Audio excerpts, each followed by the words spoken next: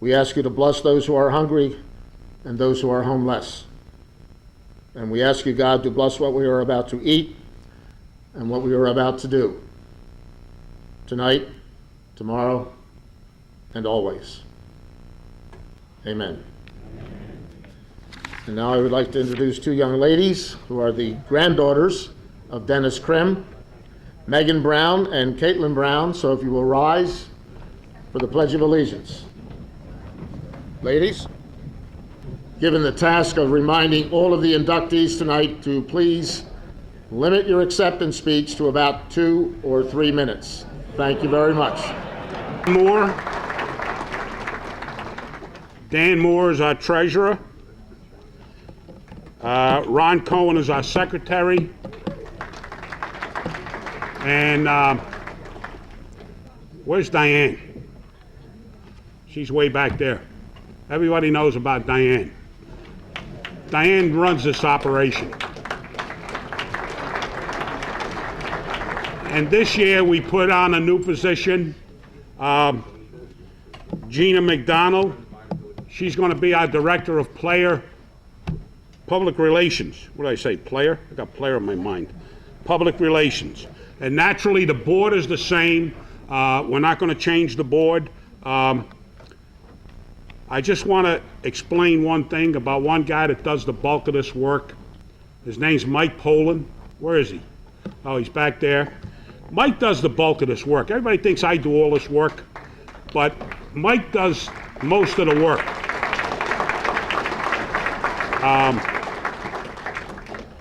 He just chases me all around to make contact and pick up gifts and do this and do that. But I love doing it. I love doing it. But as far as the phones and the mail and all that, it's all Mike. It's all Mike and Diane and whoever helps me getting some of the printing out. So with that, I just want to thank them all from the bottom of my heart. We're going to start a new thing this year at the suggestion of Mike. We normally have a golf tournament just for the officials prior to our clinic at Westchester. This year, with the courtesy of Ron Jaworski, we're going to open it up to outside people for a foursome. If you're interested in golfing, it's Friday, August 31st. There's forms back there. Just ask for a form for the golf. There's a lot of items back there for raffle and auction. The girls will be walking around, selling tickets. All the money we raise goes to the scholarship fund. And this year, we're going to diverse a little bit and give some money away besides football to a couple other sports. Basketball, soccer, and we're going to only because I keep hearing it, you're in all sports, and they're right. So I think the time has come to do that. So if you want to become members, in the book is an application. We'd love to have you. And also, your dinner tickets that you have, on the back of the dinner ticket, you can fill it out with all your information. Besides that, they're going to collect that bottom stub. Last call for a raffle. Shut the raffle when you come back on. I got a couple orders here. Last call for raffle tickets. Mike Paul, the girls are around. This year, the executive board decided to honor 3 retiring coaches who have dedicated their lives to coaching scholastic sports, specifically football, and with one guy, well, I'm sure they've coached multiple sports over the years. The first honoree has been the head coach at Dobbins High School for a lot of years. He's put a lot of work in on the committee of the City All-Star Banquet and the City All-Star Game. And I would ask that Doug McCauley please come up and be honored.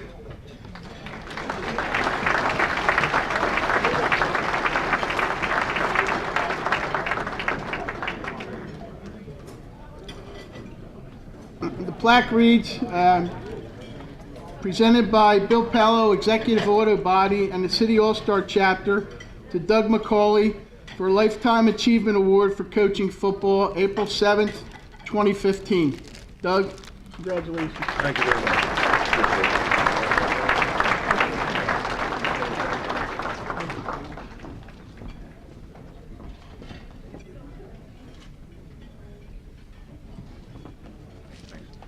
Thank you very much. Has been at George Washington High School for a number of years, and I've also had the privilege of doing his football games many times. He's been a dedicated coach. He does wonderful things for his students, and I'd like Ron Cohen to come up and be recognized.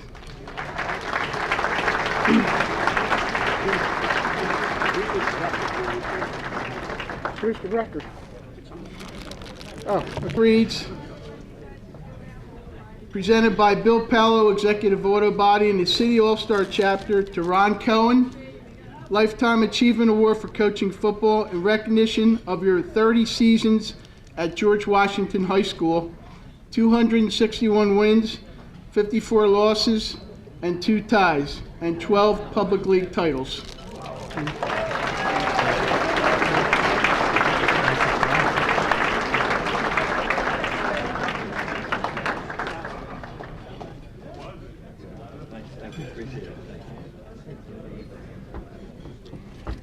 I've refereed his basketball games. I've refereed his football games.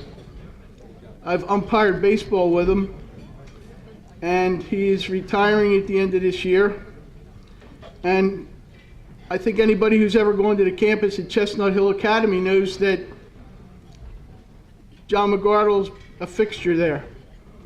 So he spent many years at Springside Chestnut Hill Academy. He's won league titles. He's a great coach. He's a great guy. John McGardle, come up and be recognized.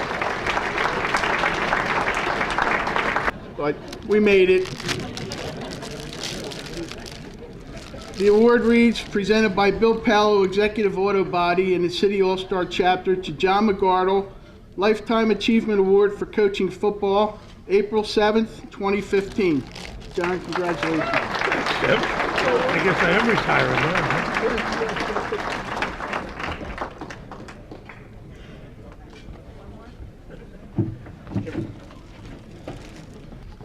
All right, I want to introduce our MC. He's a sports talk show host on 97.5 The Fanatic. His name is Joe DeCamera.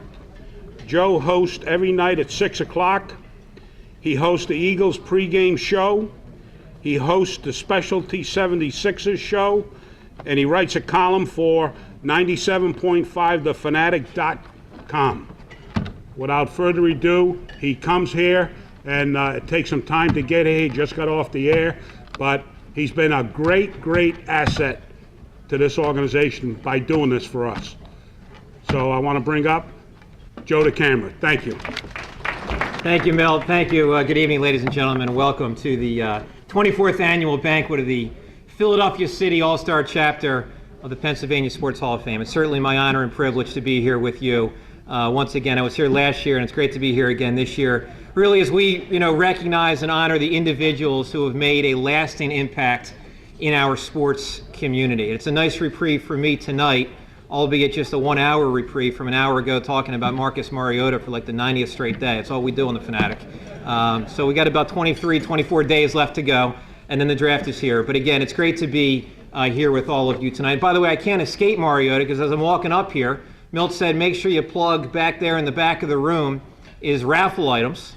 And one of the great raffle items we do have tonight is an autographed football signed by Marcus Mariota. So, of course, if you get a chance tonight at some point, do check that out, please.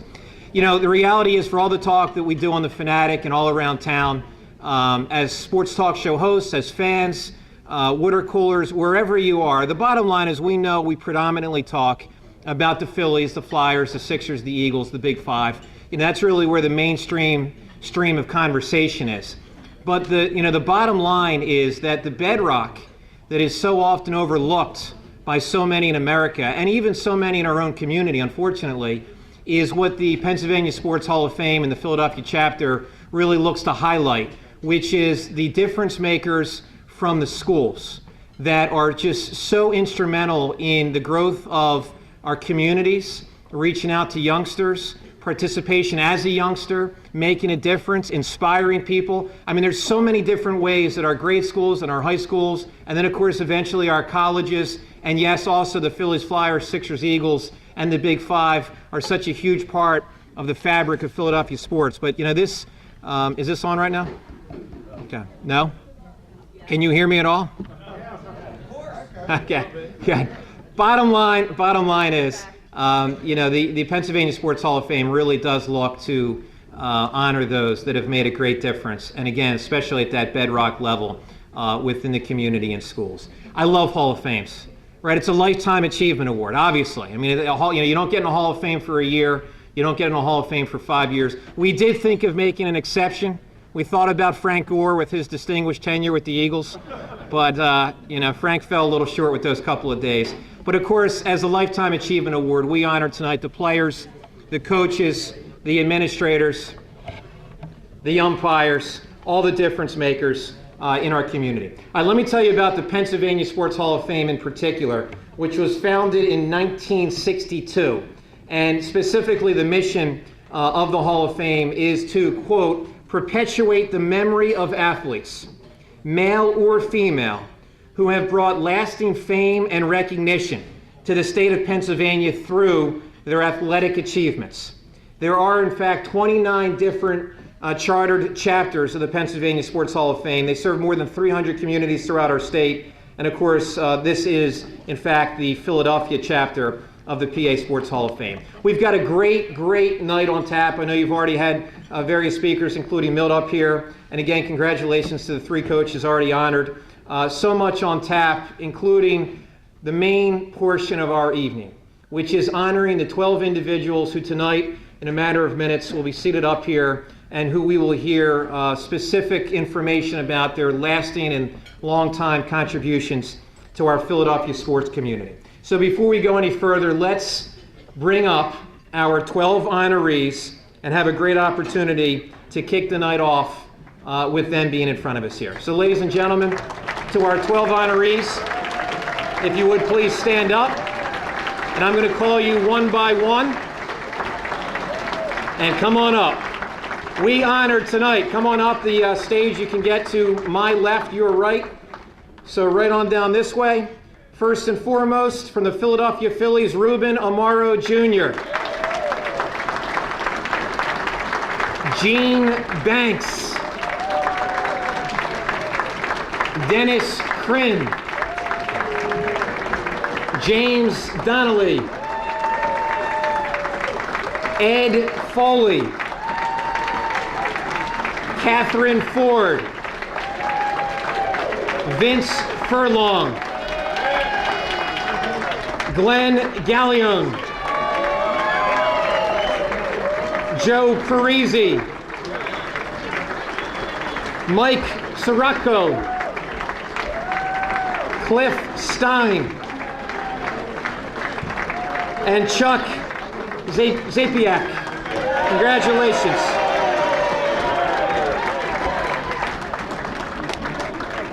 Chuck is clearly leading in the biggest ovation of the night so far. So we'll give them all time to get up here. Again, I will remind you, as they do, we do have auction items in the back, so check it out throughout the course of the night. Golf at Ron Jaworski's golf course, autographed footballs, in addition to Marcus Mariota, Chip Kelly, Ron Jaworski, the great Bills Hall of Fame quarterback Jim Kelly, and many more. A Temple coach, Matt Rule, autographed helmets, so much is there in the back. But now that they are all up in front of us, ladies and gentlemen, the 12 honorees, Philadelphia chapter, Pennsylvania Sports Hall of Fame.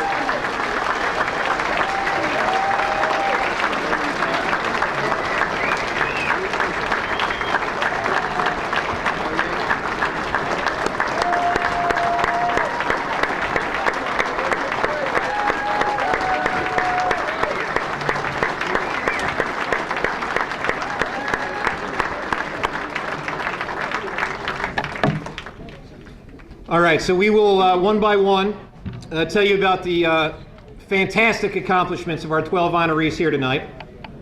I could give you about 55 bullet points for each of them, but we'll condense it down to a select few to really highlight their distinguished careers. And after I introduce them, they'll come up here and be able to speak and have some thoughts for you, which is fantastic. All right, our first honoree tonight. He is the Philadelphia Phillies Senior Vice President and General Manager, Ruben Amaro Jr.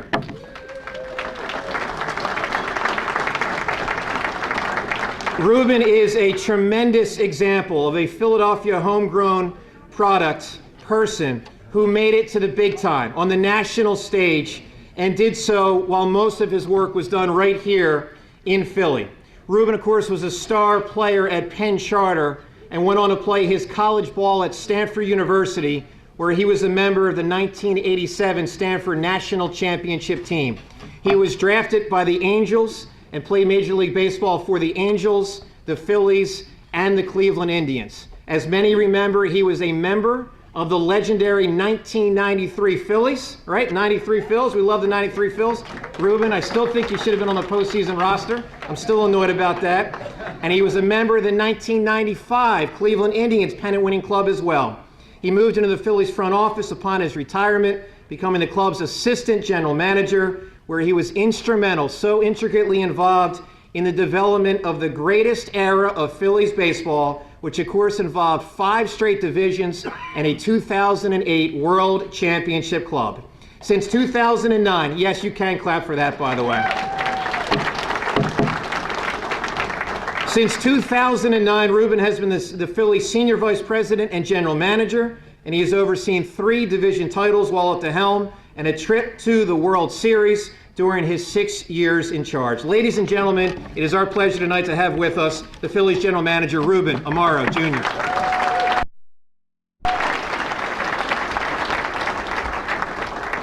Thanks so much, Joe. It's the first time I haven't been booed for a while. That's pretty good. When I think about this room and being here at Constadter's, it brings back a tremendous amount of memories. I've got old coaches like Rick Meller, Steve Bonney, my old soccer coach, old teammates Ed Foley, Dennis Foley, my brother, my mentor, my daughter Andrea, my wife Jamie, my mom Judy, my stepdad Will, and Kathy Killian. Thanks so much for being here. She's also part of the Phillies family as well for so long. I really want to I'm truly humbled. Thank you to the Philadelphia chapter of the Pennsylvania Sports Hall of Fame. This is quite an honor. I played baseball and soccer not very many miles away from here at Crispin Gardens and Gibbons Pal and those places, and it brings back terrific memories. I wanted to congratulate all the honorees here. And the inductees. It's truly a humbling experience. So many neat faces and people that I've gotten a chance to be with in my very early formative years of sports. But thank you so much for allowing me to be here, for honoring me. I'm not sure who it is that votes for this, but it is truly an honor. And thanks so much. I'll set the tone by moving this thing along. Thanks again. Be well.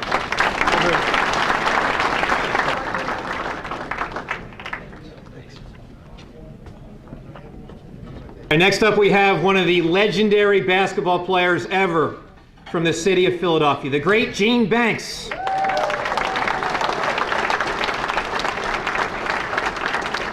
(1977), the National High School Player of the Year for his dominating senior season at West Philadelphia High School. Gene went on to star for Duke University. Yes, he is in a good mood today with last night. How about that? Gene played for Duke when they were coming up through the ranks, and Gene was instrumental in that process. He was a 2-time All-American at Duke and led the Blue Devils to 2 ACC championships and the 1978 National Championship game. He finished his career at Duke as the 2nd all-time leading scorer in school history, and then went on to a career in the pros where he played for San Antonio and Chicago, played in Chicago with, of course, Michael Jordan early in MJ's career. Gene averaged 11 points over the course of his career and went on then to play overseas for 8 more years abroad.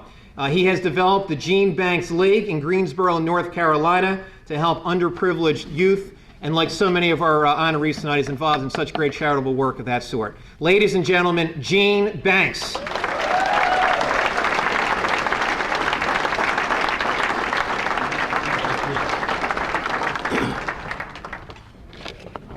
Before I start, I'd like to first give honor to God and to the many people here. And before I start, where's Patrick? Patrick, would you come here, please? There was a guy that was from Philadelphia that designed this beautiful poster that's going to be on sale of the national team from West Philadelphia High School, the national champion team. He did an unbelievable job honoring me and the team, and just fantastic. And I was going to bring it in to give to someone here as far as auction with. When I saw Patrick here and he was enthusiasm for basketball and Duke, this is what it's all about for the young people. He deserves this, and I wanted to give this to you personally.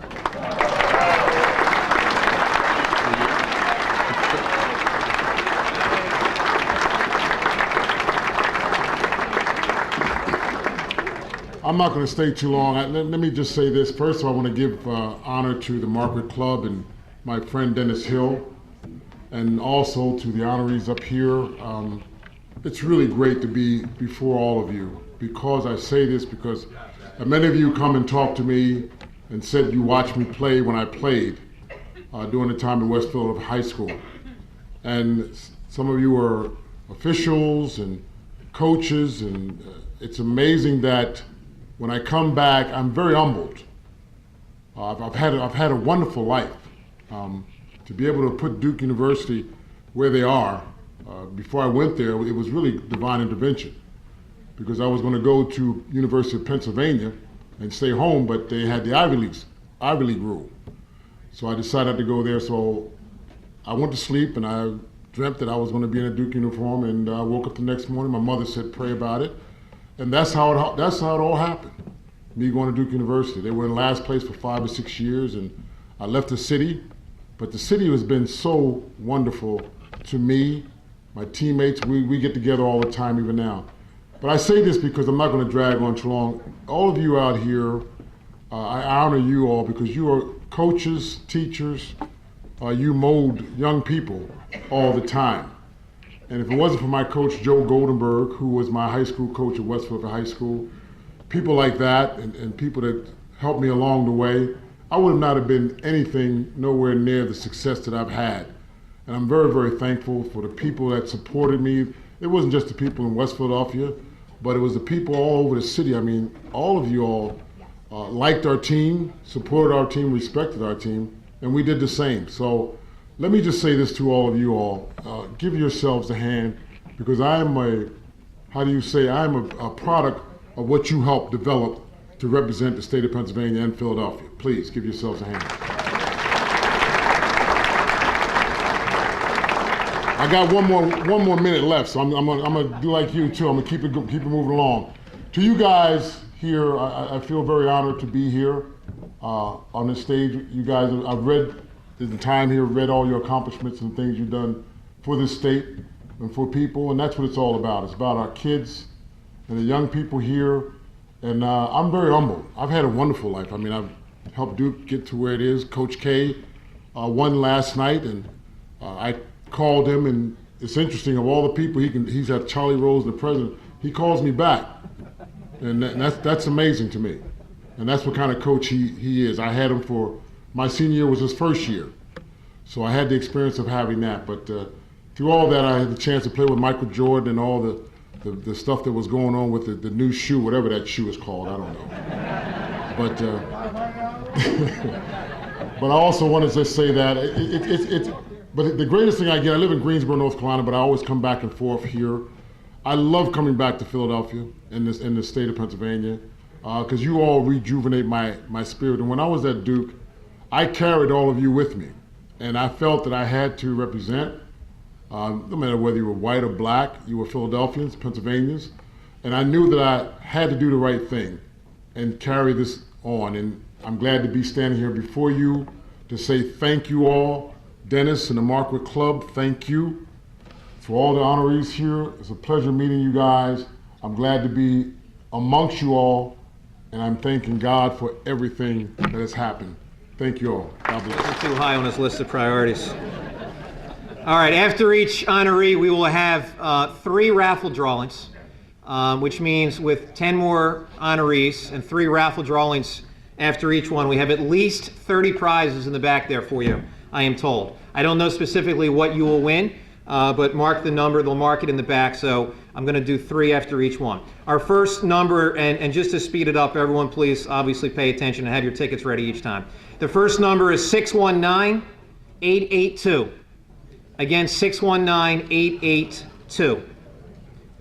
The second number, 620-338. 620-338. Can I check my tickets? You should. And the third number is 619-812. 619-812. All right, so I'll keep these in order. Tell me if I should hand them to someone. We'll deal with that in a moment. But as of now, those are our 3. All right, our next honoree, ladies and gentlemen, one of the very best local officials around for so many years, Dennis Krim.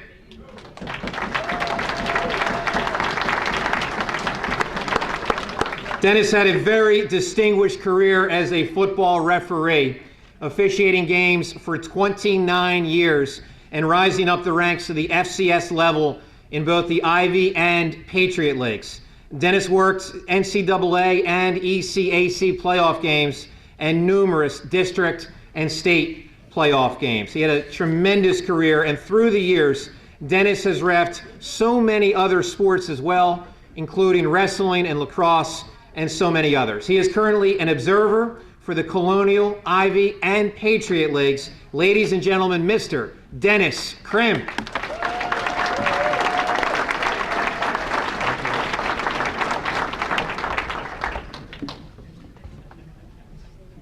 I'm deeply honored to be afforded the opportunity to accept the award. I've attended this function many years, both in support of the City All-Star chapter and of my fellow officials that have been honored. I started officiating my freshman year in college. In high school, as a wrestler, as a football player. As a freshman, I went back to my high school wrestling matches. My head coach said, do me a favor and officiate some of these preliminary bouts. So I did it and enjoyed it. The varsity official came up one time and said, you know, if you take the test with the PIAA, you get paid to do this. And as a freshman in college, worked my own way through being paid for something, sounded good. So I took the test. The following year, with the help of my English teacher, I took the test to do football. This fall, I'll be my 49th year involved in football officiating. I was able to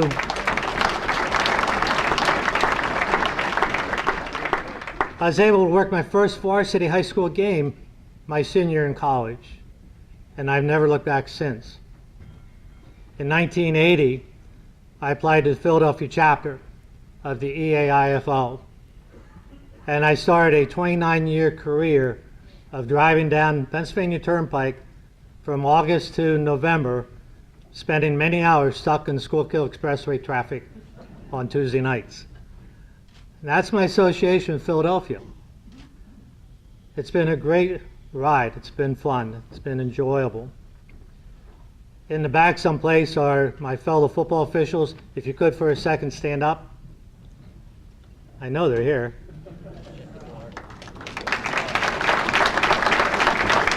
I appreciate them attending.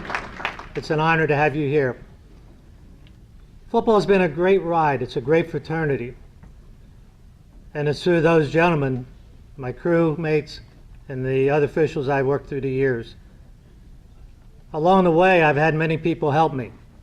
In the early 80s, Al Benson got me into the ECAC. John Collins promoted me to Division I. But it was with the help and support and push of Milt Halstead that got me into Division I. And through Jim McGonigal, that kept me in Division I when he took over the Ivy Patriot. So I owe them a debt of gratitude. And it's through their help and support that I continue now being a mentor to the young officials. As an observer, evaluator, I put together training tapes for the ECFOA, and it afforded me the opportunity also to now be in the replay booth at the Eagles games as a replay communicator. Now, I couldn't have done this at all without those gentlemen, my crewmates, but also my family, and they're sitting up front. My daughter, April's here, my son, David, their spouses, but I could not have done it without my wife. We'll be celebrating our 47th anniversary, so I've actually been involved in officiating longer than I've been married. She has been my rock and also my secretary. Thank you.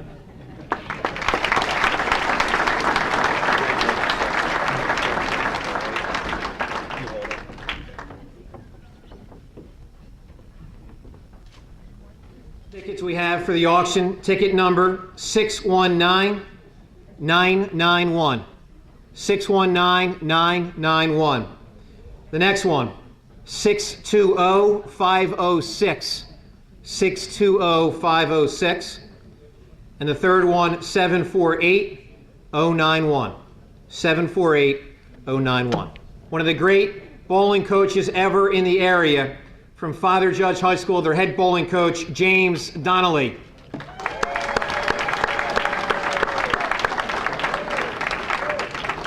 A background in so many sports, including baseball, where James' Department of Rec team won the city championship in 1967. James went on to become a head baseball coach and eventually then a head bowling coach at Cardinal Doherty. But it was at Father Judge where James really created his legacy. Now think about this here. 23 straight years making the playoffs, over 700 career wins, and 6 Catholic League championships. Phenomenal. James Donnelly. Everyone, first of all, I'd like to congratulate all the inductees into the hall. Every one of them are very deserving of the award. I'd like to thank the nominating and election committee that selected me for this great honor. It was a fantastic honor. I'm so pleased. I'm more in the thanking mode than anything else, so just bear with me, okay? I want to thank my family for sticking with me over the years. My son, who bowled for me for 2 championships. My daughter, Michelle. My granddaughters that are all here. My mother-in-law. My cousin Frank came all the way up from Delaware. One of my old friends, Chris Mahan, whose father was actually the first baseman for the Phillies years ago, and athletic director at Villanova for many years. I want to thank them. I see a lot of my AOH Division 39 brothers here. I thank them for coming. I want to thank Father Judge High School, who given me the opportunity over the years to coach there. It's been a pleasure. The kids have all been great. I want to also thank my wife. She put up with me for a lot of years with this coaching. People don't realize it, but I used to work night work most of the time. So a typical week would be I would leave at a Tuesday afternoon at 1:30 for a away match, right? She was a crossing guard for the city of Philadelphia, so she was out in the corner with the kids. Well, I would go there, then go right to work, come home, jump in bed. She's with the kids crossing them. I would wake up, go practice, come home, see her for maybe an hour on a Wednesday. Go to work, come back, and Thursday was the same as the other 2. So from Tuesday to Friday, I ain't lying, I saw her about an hour. Some of my best friends said that's how you stay married so long, which will be 40 years as of next month. But I'll tell you, I could thank so many people, it's incredible. But if I didn't want to thank one guy, I would be like a nut, okay? I would like to thank Mr. Pat Hamill. He's my assistant coach. Without him, I wouldn't be here. He knows that, I know that. Pat, I thank you very much. Pat's also, he keeps himself busy. Besides being a coach at Judge, he's also the head coach of St. Hubert's bowling team and also an assistant coach on the St. Hubert soccer team. So he's a very good guy, runs clinics for the kids and everything. I always tell him he does all the work, I get all the glory. It's as simple as that. But again, I want to thank you. If I forgot somebody, I'm sorry. But I want to thank everybody and thank the board. And again, congratulate all the inductees into the hall. Thank you.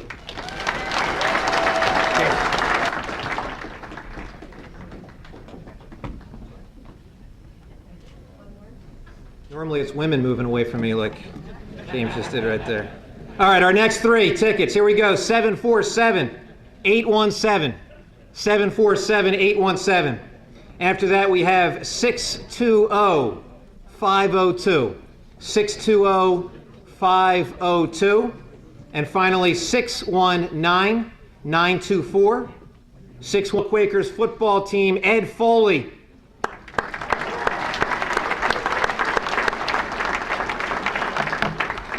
A Penn Charter grad, Ed was all interact in 3 sports in high school: football, basketball, and baseball, and a 2-time All-City honoree.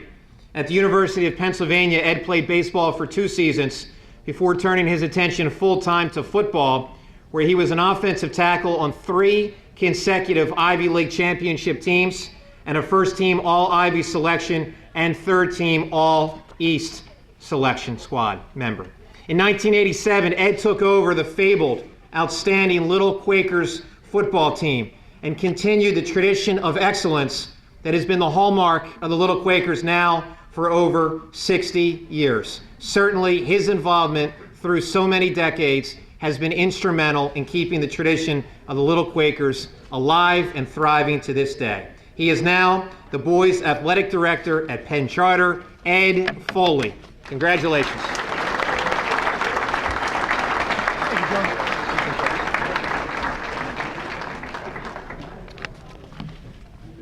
I'd like to thank the Pennsylvania Sports Hall of Fame for this honor. I'd also want to congratulate my fellow inductees. Especially proud to be up here with Ruben Amaro. Ruben was a teammate of mine on baseball, Penn Charter 1981 with Coach Rick Meller. A few of us were wondering tonight from Penn Charter if Ruben maybe could have changed his choice and played lacrosse back in 1981. It's only appropriate that I start this speech with a thank you to my family.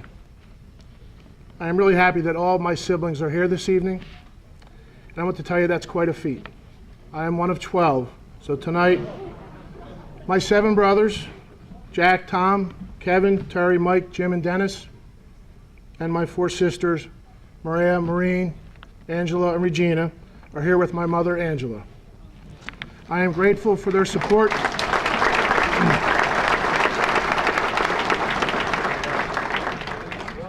I am grateful for the support I've received over the years from my brothers and sisters, and I hope you know you've all helped me along the way with lots of encouragement, and yes, even that swift kick in the butt when appropriate. My father, Jack, passed away a few years back, but he would be extremely proud of me as he is of all of my brothers and sisters. In our home on Bayshore Avenue in Flowertown, there were many rules. Most of these rules were in an effort to keep order in a crazy busy household. They were actually posted on the refrigerator in the kitchen. And these rules were such as 3-minute showers for boys, 5-minute showers for girls. The boys had buzz cuts from my father in the basement. The girls obviously had the good-looking hair. No using the oven after 10 p.m. and so on. What wasn't written on that refrigerator, but was absolutely understood, was the importance that our parents placed on education. Our mom and dad never had the opportunity to attend college, but they knew the value that an education could provide. In an effort to reinforce this message, it was clearly understood by us that athletics was a privilege and we needed to keep up with our academic work.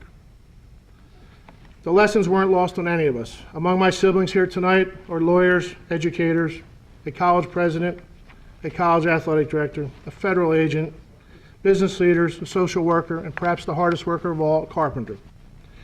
To this day, if you come into my parents' home, you will see in the family room plenty of trophies and medals and awards relating to sporting achievements. But pride of place in that room goes to all the college degrees that are framed and mounted on the first wall you would see. So to Mom and Dad, I say we're all thankful for the lessons well learned. My accomplishments both as a player and later as a coach are a byproduct of good fortune and good solid decision making. My first big decision came as a 16-year-old, and it is one that changed my life. The very short version of this story is that I had an opportunity to leave Bishop McDevitt and attend Penn Charter. You might think this was an easy decision, but for a 16-year-old junior about to be a three-sport captain at the school where all of his older brothers and sisters, and that would be 8 of them, had graduated from, this was not that simple. But however, as the story goes, with good support from my parents and my siblings, I made the leap to Penn Charter along with my younger brother, Dennis. Obviously, this changed my life dramatically. Penn Charter introduced me to a world of new people. It made possible a raft of new experiences, and in the end, it opened many new doors for me and for many in my family. I learned at Penn Charter that the athletic fields and courts were an extension of the classroom, and that excellence could be achieved in both areas. I am especially grateful to then Headmaster Dr. Ball and Mrs. Ball, Dr. Bonney, and my 3 head coaches at PC, Coach Zubrow in football, Coach Meller in baseball, and Coach Enoch in basketball for pushing me to new limits. I'm especially thankful for all the assistant coaches and the staff at Penn Charter under Dr. Ball who welcomed my family to the wonderful community that is Penn Charter. Penn Charter prepared me for the next step, which was the University of Pennsylvania. It was actually a easy yet a hard decision. I was attracted to by many schools back then. Not all of them had great football teams, but I was fortunate to be accepted at the Wharton School, and I went to Penn despite a 2-27 record its previous 3 years. But I was lucky because at the time Penn had hired a gentleman named Jerry Burnt, who made good connections immediately with Bob Levy, a Penn Charter grad, a Penn supporter, and obviously the founder of the Philadelphia Little Quakers. And through Bob Levy, he hired Ed Zubrow from Penn Charter. The short version of that, again, is I ended up graduating from the Wharton School at the University of Pennsylvania with a degree and 3 Ivy League football championships. Soon after graduating from Penn, I was offered a coaching opportunity with the Little Quakers. I knew very little about the Quakers at the time, but I knew that this impact, and I learned the impact this program had on those who had played for the organization. This past December was the completion of my 30th year with the program, 28 as a head coach. I am proud to say in the 62-year history of the organization, we have had just 2 head coaches, Bob Levy, our founder, and me. I have coached some famous players at the Little Quakers over the years. Matt Ryan, Scott Paxson, Curtis Brinkley, to name a few. But I'm just as proud of the hundreds of young men who didn't make it to the NFL, but whose lives were nonetheless forever and positively altered by their Little Quaker experience. Some of these kids had never been on a plane. Some had never traveled further than the Jersey Shore. But they and their parents and families took a leap with the Little Quakers. Some of them went on to be Fox Scholars at Penn Charter, and many of them used the excellence of the Little Quaker organization in their personal and professional lives. I believe there are many reasons for the success of the program over the years. One, of course, is Bob Levy. Another major reason, I think, is something quite simple. The Little Quakers has never been a pay-to-play organization. That was easy the first 50 years when Bob Levy supported it with his personal generosity. But in the last 12, 13 years, it's been sustained by its former players, coaches, and families. Today, we are still a program that does not charge a fee to play. The last 2 pillars of our success are the players and the coaches. We certainly got the best the Delaware Valley had to offer, but to take a group of 35 boys and quickly turn them into a successful program and team takes great coaching. I learned early on in the job that I was never shy about having coaches who knew more about football than me. The coaches that have made Little Quakers so successful are so numerous I'd be afraid to mention them with missing someone. But I would like to acknowledge and thank them for their good work over these past 30 years. More recently, as we continue to transition to a program supported by former players, coaches, and parents, Bob Rosagna, my former schoolmate at Penn Charter and Penn, Jerry Volgraff, Bill Gallagher Jr., and Jack Rogers have helped administratively maintain the excellence that is the hallmark of Little Quakers today. I am reminded of a saying that I heard many years ago, and is one I have tried to follow as a coach. It goes like this: the mediocre coach tells, the good coach explains. The superior coach demonstrates, the great coach inspires. My greatest aspiration is to be that coach, that teacher, that mentor who does the last. I hope that I've inspired at least a few of these young men I've had the privilege to coach these past 30 years. I have 3 more very quick thank yous. First, thank you to our current Penn Charter headmaster, Dr. Darrell Ford, for supporting my return to Penn Charter as Associate Athletic Director. But Joe, thank you for the promotion to Athletic Director, as a teacher and as a coach. Second, thank you to all my Penn Charter peers. I am grateful to work with such caring people who share the same vision and who work every day to inspire the best and the brightest that we teach at Penn Charter. Finally, every coach in this room knows that we couldn't do what we do without a supportive family who go above and beyond in so many ways never seen but deeply significant. I know I am one lucky guy. I know that. Lucky because I transferred to Penn Charter. Lucky because I got the chance to matriculate at Penn. Lucky because I got to play football at Franklin Field. And all that luck led directly to the best piece of good luck I ever had, which is where I met my wife, Debbie. You see, at Franklin Field, the offensive line practiced in the same corner of the end zone where the track team stretched before practice. Because of all those earlier life-changing moments, I was in that corner every autumn day for 4 years, and so was Penn's track captain and 4-time All-Ivy sprinter, a young lady named Debbie Breedy. Early on as we were married, my father said to me one day, he says, geez, I hope your kids get your size and her speed. And you got a problem if they get your speed and her size. I think we did, by that standard, Dad, we did pretty well. Our 3 children are here tonight. Our oldest, Rebecca, flew in from Chicago, where she now lives and works, herself a former college national champion lacrosse player at Franklin and Marshall. Our middle child, Ted, is a sophomore honor student at St. Joe's University, where he plays soccer on Hawk Hill. And our youngest, I hesitate to say littlest child, is our 6'5" junior at Penn Charter, Sean, who is a 3-sport athlete and looking to play football at that next level. I know I outkicked my coverage when I married Debbie. I am forever grateful for her patience and support, as I spent so much time getting to do what I love, coaching and helping kids get better in sports and get ahead in life. Thank you all very much for your support tonight.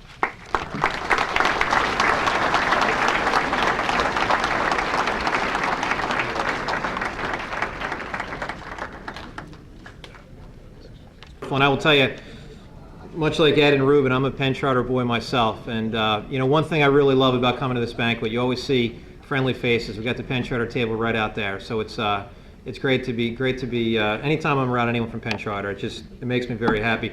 And speaking of friends in the audience, how about a special recognition for one of the great running backs ever from the city of Philadelphia, who matriculated to Penn State University, part of Penn State's 1986 title team. In the corner, the great Blair Thomas, ladies and gentlemen. Blair Thomas.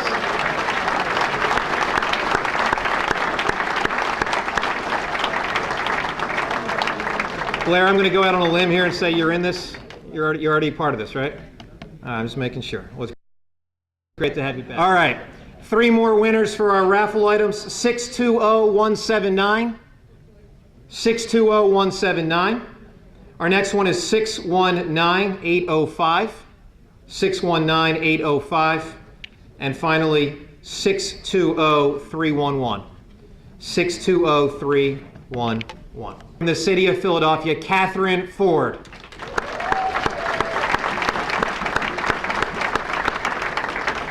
A member of St. Hubert's very first soccer team in 1978, Kathy excelled across the board in high school in field hockey, basketball, softball, and yes, of course, soccer as well, for which she was Catholic League MVP in 1981.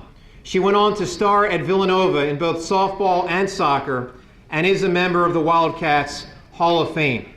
Kathy played for the Phoenix Majors women's team and also for the United German-Hungarian squad, re-establishing the Majors women team, instrumental in the development of soccer in the area and further out. She coached, of course, at Cardinal Doherty and also helped to establish the women's soccer program at Temple University. She is currently coaching the UGH Panthers. Ladies and gentlemen, Kathy Ford. Congratulations.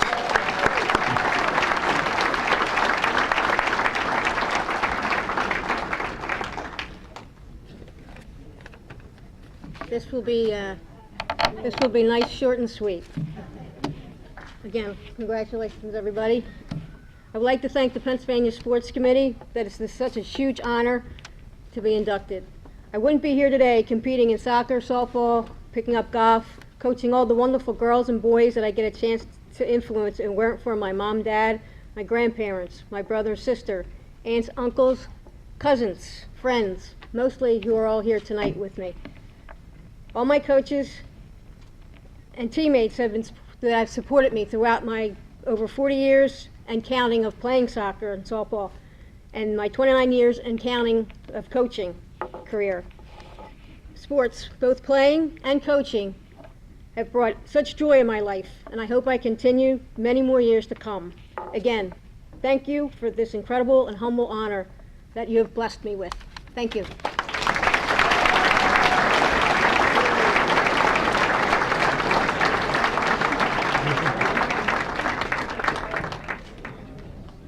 The longtime executive director of the absolutely wonderful Police Athletic League, Vincent Furlong.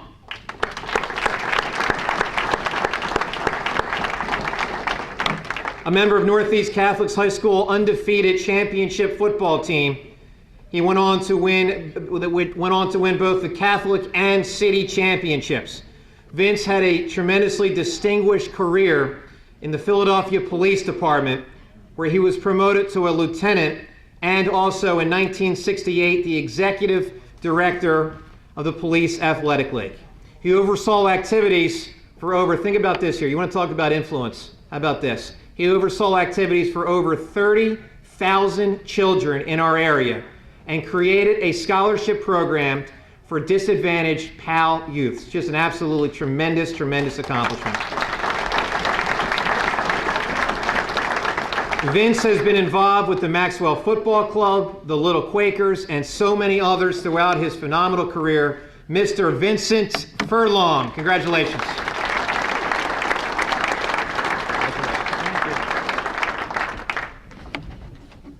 He said about everything I was going to say. But in the late 40s, the time goes so quickly, and I look around and I'm kind of reinvigorated seeing a lot of my friends here. Remember back to 1949 on that undefeated football team with my favorite cheerleader in the stands, a Hallahan grad, Jane. In the 50s, right after high school, my favorite cheerleader and I got married and begot 5 children. And they were Nancy, and they're with us tonight, Vincent, Karen, Janie, and Mark. Now, along with them are a bunch of my grandchildren. But that one little guy that was up here, that was Patty. That's one of my grandchild too. He's a great guy. And also their spouses are here, and I appreciate all of you attending for me.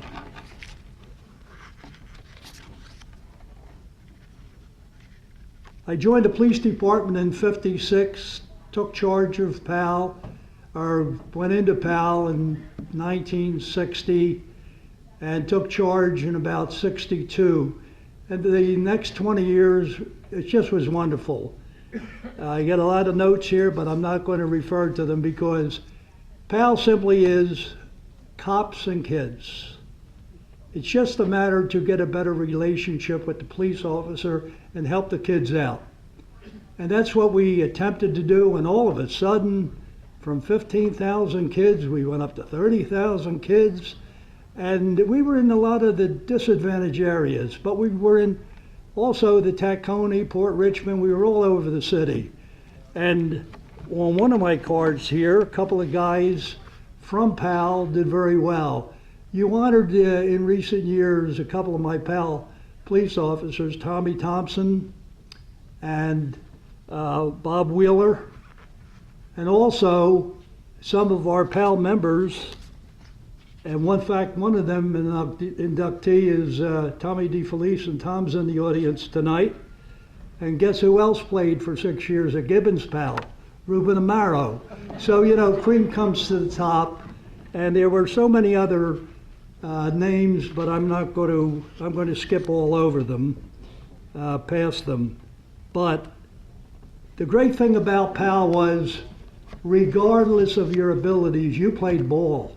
If there were 60 kids out for baseball, we would make that amount of teams. In fact, I remember one of your honorees, the late Pal Officer Joe McCluskey.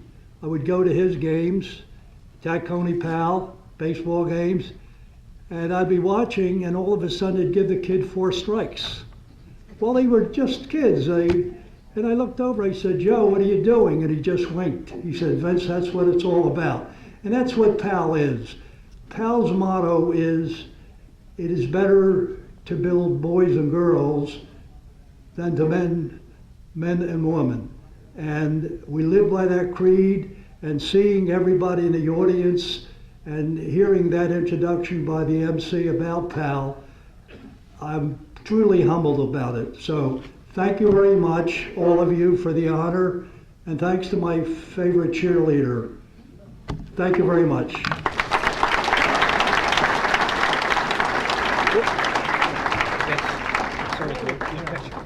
I should have known that. You may have noticed when I introduced Vince, maybe you did, maybe you didn't, but I momentarily paused before talking about his championship high school team. And the reason was because the information I had in front of me was 1949. And as I stood up to come up here to introduce Vince, I looked at him and I said, there is no way this gentleman played high school football in 1949. All right, so Vince, you're looking great. All the way back to the Truman administration in high school, 1949. How about that? Congratulations again. All right, 3 more award winners for the auction items. 619-907. 619-907. Glenn Gallione, a great football player and coach for so many years. Glenn Gallione.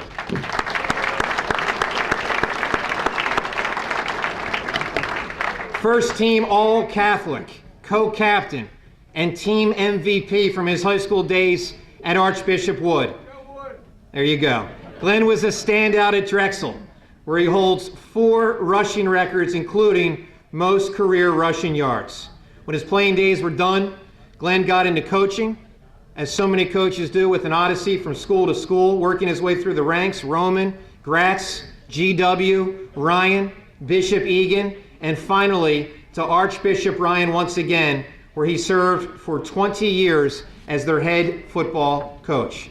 During his time at Ryan, Glenn led Ryan to 7 undefeated league seasons, an incredible 47-game winning streak, unbeaten streak, and 4 consecutive championships, and holds the distinction of having the most victories in school history. Ladies and gentlemen, Glenn Gallione.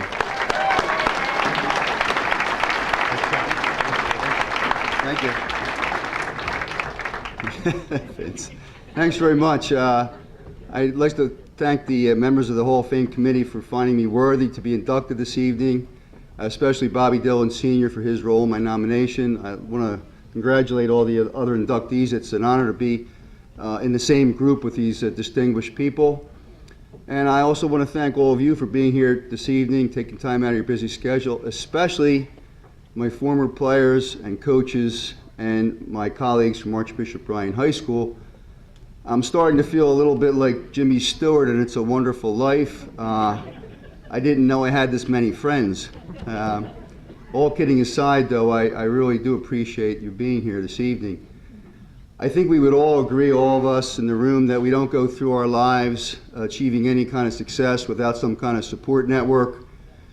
So I'm compelled, I think, to just mention some people who have helped me in my playing and coaching career.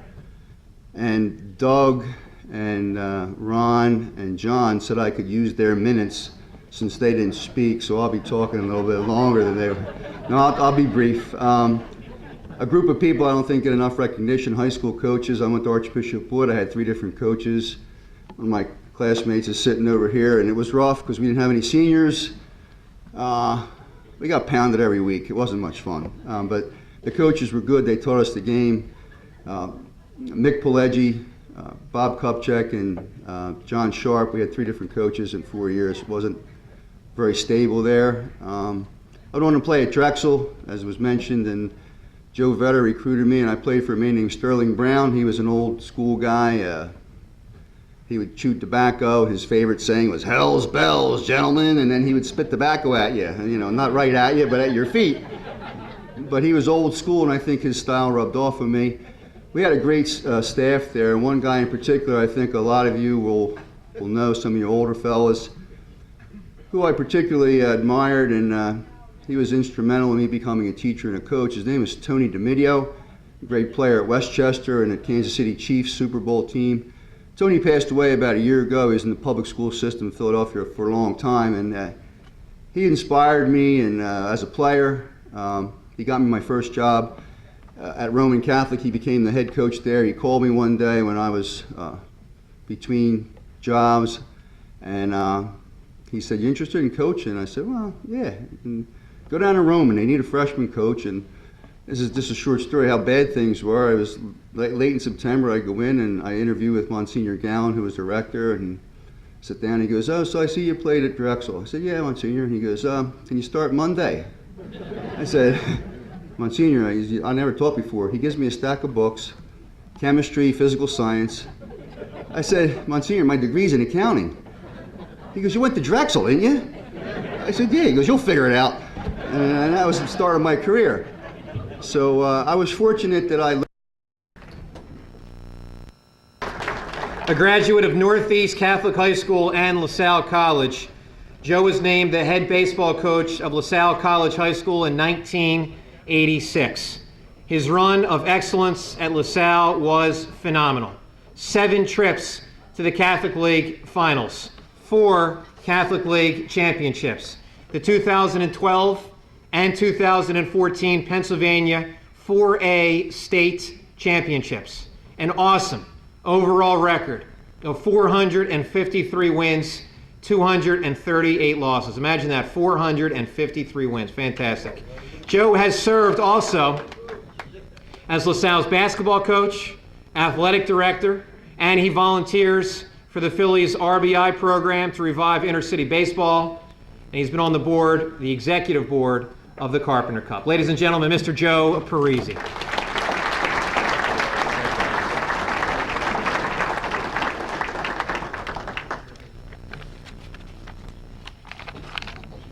Thank you to the members of the City All-Star chapter of the Pennsylvania Sports Hall of Fame for bestowing this tremendous honor on me. And congratulations to all the fellow recipients and honorees. I am truly humbled to be in your company this evening. I wasn't able to coach at LaSalle High for 28 years without the help of some very special people.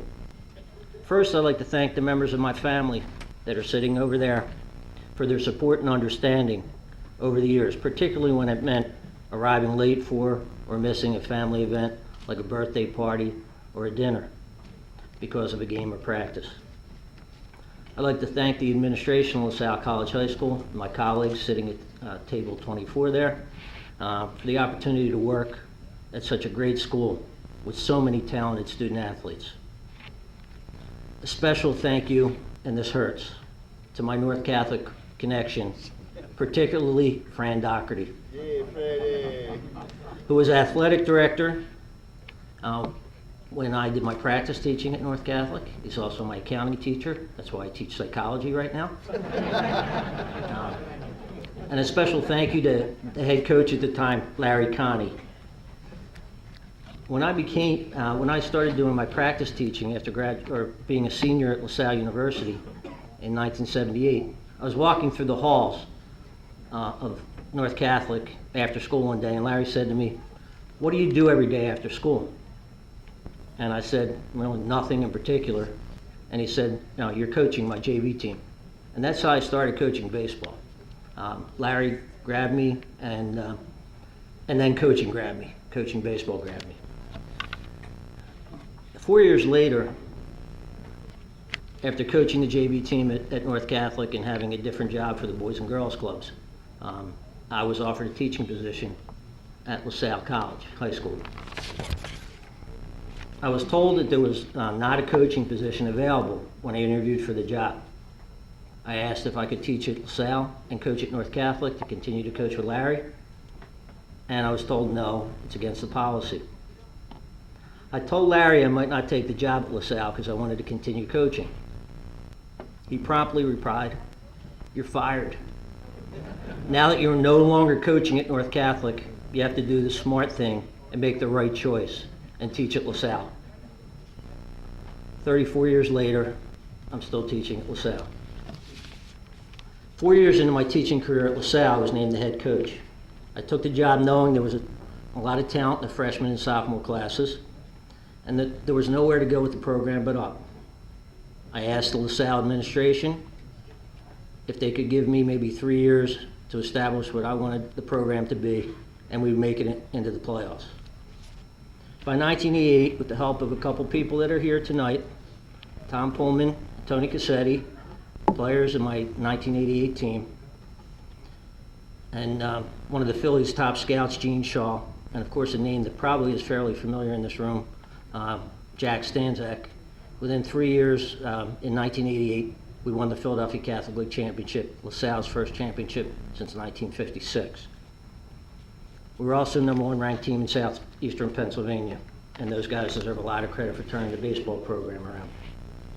The years that followed were filled with varying levels of success, but I would say the highlight was my last year of coaching.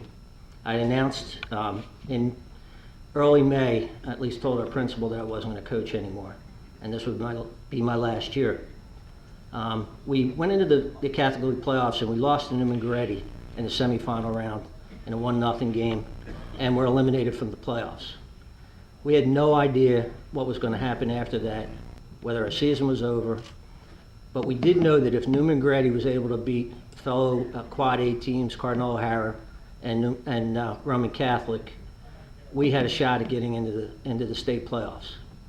We were able to get into the state playoffs. At that point, we became the biggest Newman Goretti fans outside of South Philly.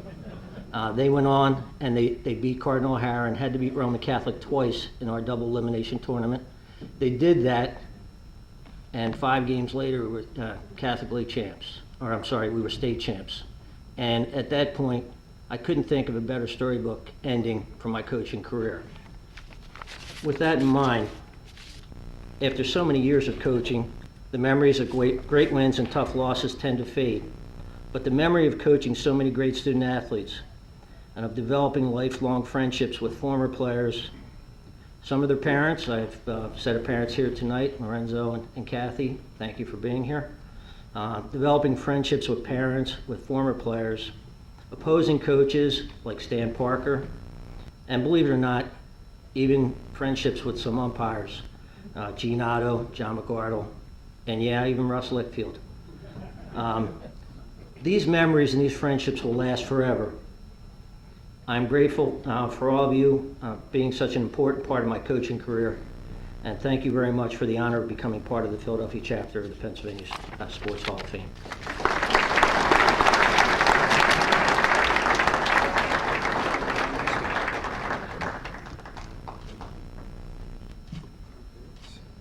Ticket number 747673. 747673. 619852. 619852. And 747919. 747919. Great basketball player and coach, Mike Soroka.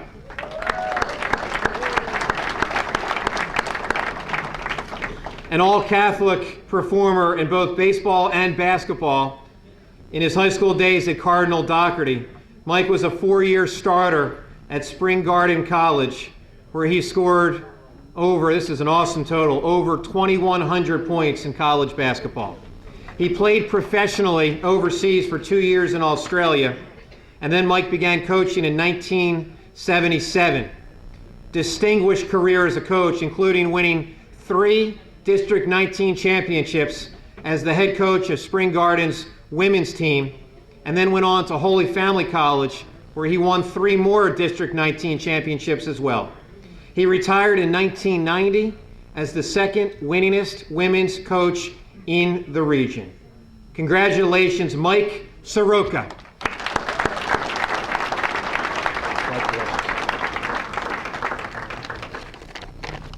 I would just like to start by congratulating all the inductees tonight. It's an honor to be up on stage with you guys. The committee for giving me this prestigious award. It is a special honor for me. You know, when you got out of coaching back in 1990, you think people forget about you. But this organization hasn't, and I'm greatly appreciative of it.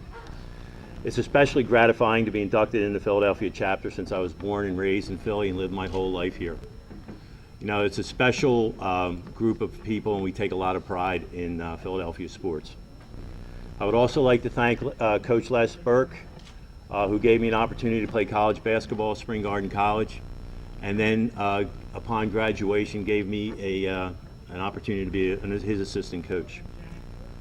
I'd also want to thank my players, Marie Orth, who's here tonight, who is part of our 33 and who is the captain of our 33-2 team at Holy Family, losing the #1 team in the country by 6 points. She was really an inspiration to all of us, and was a great captain. To all our assistant coaches, Lou Mimo, Bobby Fleming, and my last assistant coach at Holy Family College, Kathy Killian, who was not only a great player at Spring Garden, but was even a better coach, and on top of that, a better person. Thank you, Kat. My parents, who taught me a long time ago, 2 important things in your life are your family and your faith. It's something I live by every day. I still do. Without your family and your faith, you really don't have anything. To my friends at Table 10, and last but not least, the pride and joy of my life, my family, my 3 sons, Michael, Joe, and John, and my rock and foundation for the past 35 years, my wife, Kathy Kelly Soroka. Thank you.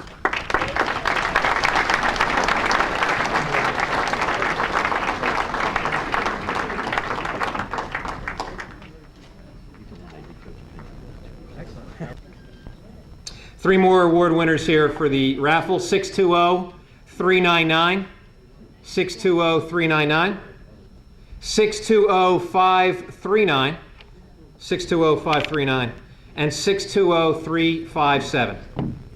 620-357.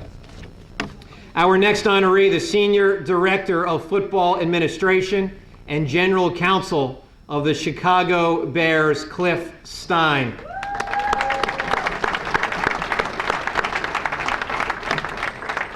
Cliff lettered in football and track in high school at George Washington High School before going on to Temple, where he earned an undergraduate degree and then a law degree. He put that law degree to great use, first as an NFL agent for 8 years, and now for the past 14 seasons as an executive with the Chicago Bears. Cliff is the Bears' lead contract negotiator, big responsibility, obviously, in a salary cap NFL. And he is the lead negotiator for all player contracts, and of course, in that sense, very instrumental in the management of the cap. He also oversees the club's legal affairs, in addition to its security and safety services. From the Chicago Bears, Mr. Cliff Stein.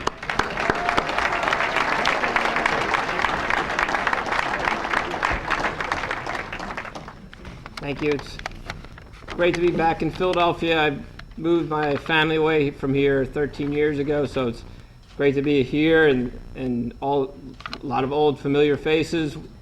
One I ran into when I walked in was Blair Thomas, and I had the privilege of playing football with Blair Thomas, and he thanked me for helping him win a lot of rushing titles. And I realized I was on the other team, and I was one of the players that couldn't tackle him, but you're welcome. But no, really, I'm honored to be here. Thank you to the City All-Star chapter, the Pennsylvania Sports Hall of Fame. Very grateful for this. Also wondering if I'm deserving. I'm going to stand here among legends of Pennsylvania sports history, past and present, and I'm truly humbled to hear their stories and just trying to understand, how do I fit into this? I was, I played high school football at George Washington High School, and I played wide receiver, but I wasn't very fast. I'm not big, I'm not strong. I don't have any significant redeeming athletic trait. But here I stand here today, and I'm truly honored. I'm blessed to be part of the National Football League. I grew up loving football. I grew up watching football and playing football, and so to go to work every day in that sport it's a blessing every day for me.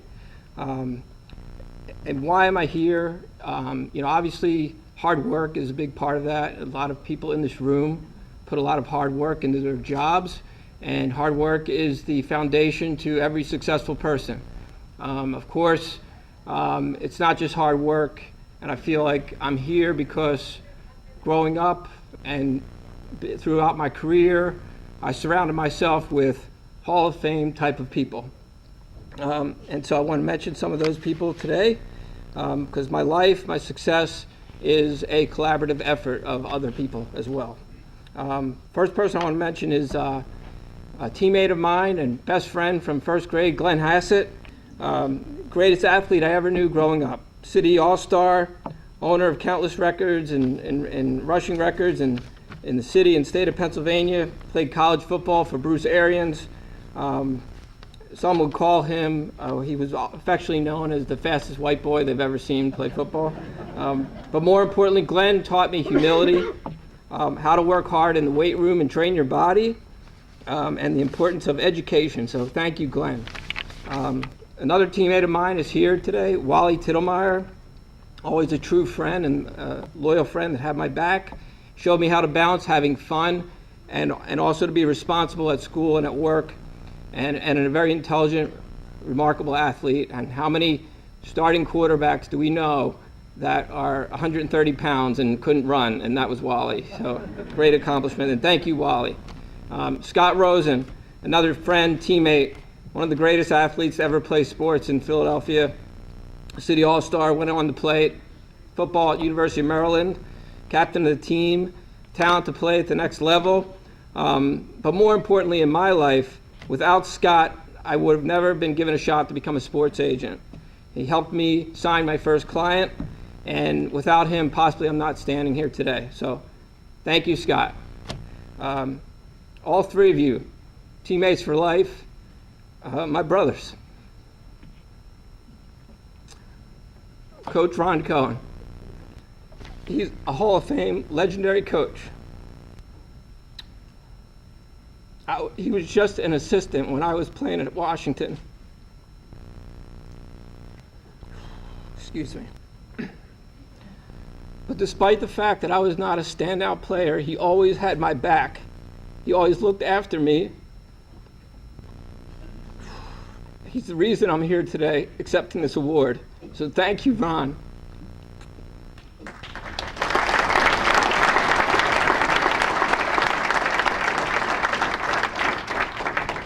And finally, my wife, Gail, put up with me after 19 years of marriage, supported my career as an agent. When I was running around trying to chase after athletes, she was supporting the family, bringing home the bacon. You let me drag you to Chicago, and your parents did. Thank you for that. If you can find yourself a wife, friend, soulmate, half as supportive of Gail, you will find yourself to be a Hall of Famer in life as well. Thank you, Gail. I love you. My children, Jesse and Bryn, you're the greatest thing that ever happened to us. We learn from you every day, and you continue to motivate and inspire us with your potential every day. So thank you. I'm very honored and touched and humbled. Appreciate this award. Thank you very much.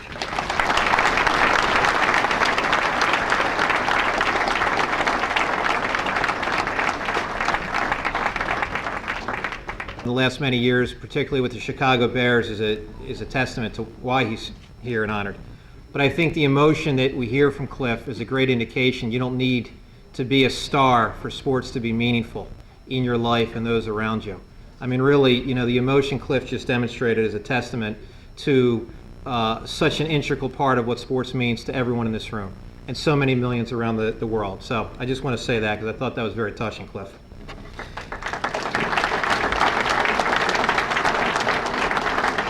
All right, three more auction items. 620-291. 620-291. Chuck Zapiak.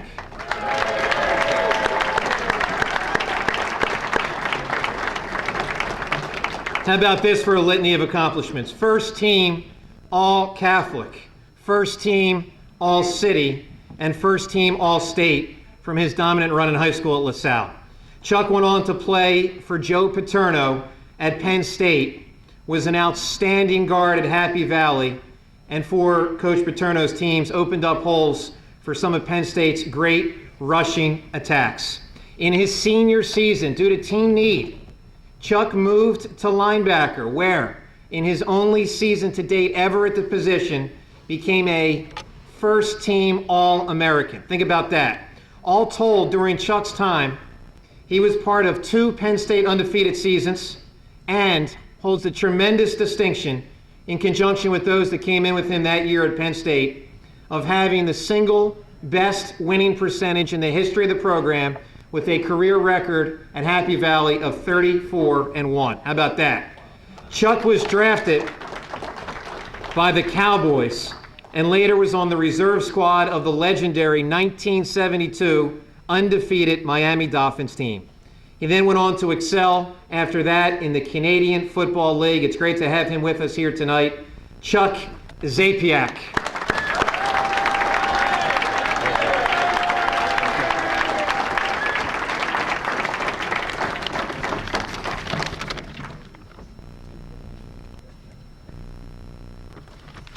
Honest, intelligent effort is always rewarded. It's the secret to success. In a city well defined by a fictional character named Rocky Balboa, I'd like to introduce you to another megastar. Like Rocky, a fictional character. His name is Chip Hilton. Honest, intelligent effort is always rewarded. I first read that phrase in a book in 1958 that I found in a public library on Bustleton Avenue, not far from this banquet hall. What motivated me to read was that it was a Christmas holiday, and the Sister Mary Teresa said that we would get a special, I forget what the prize was, but over a Christmas holiday, it was two weeks long, the person that read the most books and filed a book report would get the prize. I won that prize easily. What I found on the bookshelves was a book not written by Sylvester Stallone, but was written by a Hall of Fame basketball coach. Of course, I'm from Philadelphia. Basketball was a love. His name was Claire B., who after his retirement from coaching the Long Island University Blackbirds, the 2 undefeated seasons and voted by the UPI and AP national championship as national champions. This is before the NCAA was the major tournament. They played in the NIT back then. Remarkably, after his career as a coach, he went on to write 24 children's books titled the Chip Hilton series. While both of these names are significant today, Claire B. still holds the highest winning percentage of any Division I basketball coach, greater than Adolph Rupp at Kentucky or John Wooden at UCLA, but few people have ever heard of his name. Additionally, the college senior that has shown the most exemplary behavior on and off the court is given the Chip Hilton Award. Former winners include such names as Tim Duncan and Shane Battier. But back in 1958, I didn't have Rocky to look up to, but I did have Chip Hilton. Now I have a connection with everyone here tonight that I've invited. Everyone here tonight knows my story, and I know your story.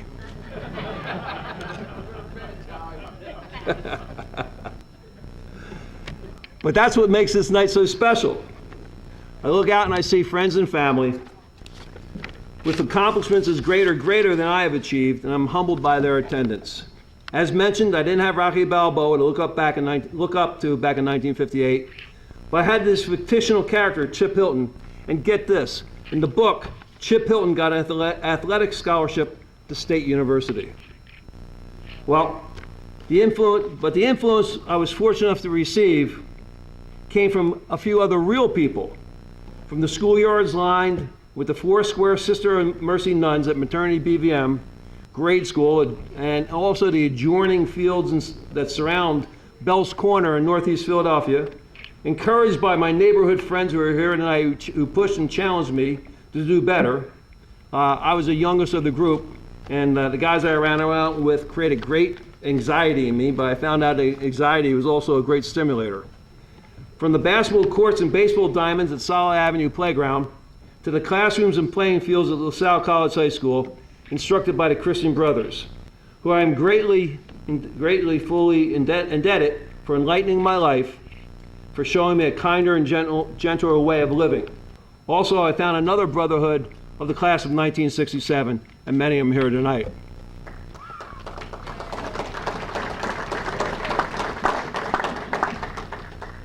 From the Penn State practice fields and playing in the Orange Bowl, the Cotton Bowl, and the Los Angeles Coliseum, stadiums lined with future Hall of Fame players and coaches to the professional level at playing at Soldier Field, Chicago, Lambeau Field, Green Bay, or in the Olympic Stadium in Montreal, and other stadiums throughout the United States and Canada. But Chip Hilton's words, honest, intelligent effort is always rewarded, became my mantra, the secret of success. Fortunately, later I applied the same mindset to business. From my offices with Merrill Lynch and the World Financial Center in New York City, and later Oppenheimer and Rockefeller Center, to my vacation rental business in Hilton Head, South Carolina, Chip Hilton words still ring in my ears. Honest, intelligent effort is always rewarded. So my friends and family asked me, what coach or person had the most influence on you? As a college player, was it Joe Paterno, the winningest college football coach of all time? As a professional player, was it Don Shula, the winningest professional coach of all time? Or Coach Marv Levy, another NFL and CFL Hall of Fame coach that I played for? Or maybe it was my second career. Was it a captain of American business from New York Life or Merrill Lynch or Oppenheimer that helped pave the way? In closing, I can answer those questions for you.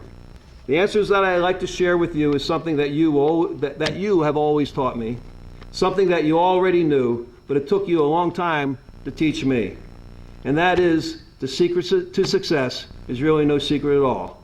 No matter who tells you, honest, intelligent effort is always rewarded. Thank you.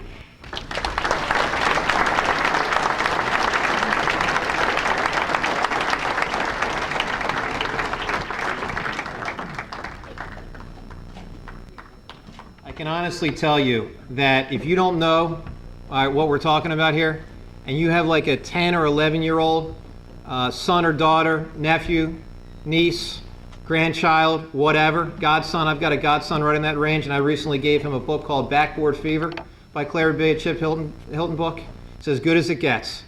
And it's all about integrity, and it's about hard work and teamwork. So it's as good as it gets. Grab a book and enrich someone's lives around you that could use it at that age, no doubt about it. All right, let me introduce just about through our program. Again, let me just say this before I bring up Milt Halstead. To our 12 honorees who have all spoken so eloquently tonight and have enriched the lives of so many through so many decades. Again, as members now of the Philadelphia chapter of the Pennsylvania Sports Hall of Fame, let's hear it for our honorees here tonight.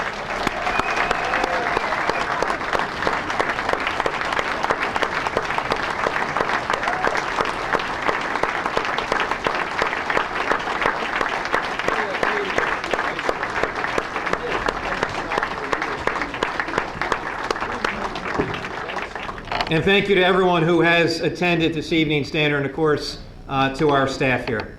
Let me introduce to you, he's been up here before, but he is the executive director of the City All-Star chapter of the Pennsylvania Sports Hall of Fame. Instrumental in helping to keep the program going and frankly flourishing through these last many years while he has been in charge as the executive director. His resume of success in sports is long, all right, real long. Refereeing, Philadelphia Eagles, go on and on. But the bottom line is when he speaks, I stop speaking and I listen. He's a very, very wise man. He's a very great man. And he's our leader. He is Milt Halstead.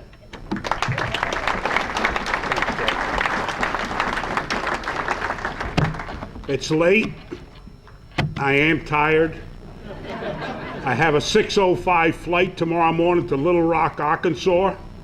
So, and I appreciate all that's going on tonight. I appreciate all the people that are in attendance.